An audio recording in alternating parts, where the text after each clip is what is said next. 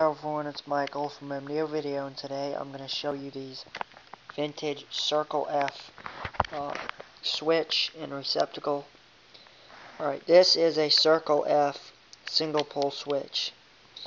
And some of you may remember, probably back in the 70s and 80s, there was a company called Circle F. Okay. Now, this is a quiet switch. And this, I have cleaned up this switch. It got painted over, spray painted. So they were spray painting. It got overspray all over it. And I cleaned it up. Alright. This is a receptacle, Circle F. The reason you can see that right there? Yeah, F, Circle F, that was their logo.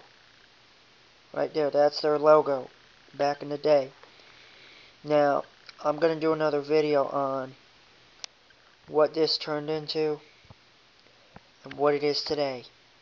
And I'm actually just going to tell you right now, Eaton receptacles are just like this. Eaton, E-A-T-O-N.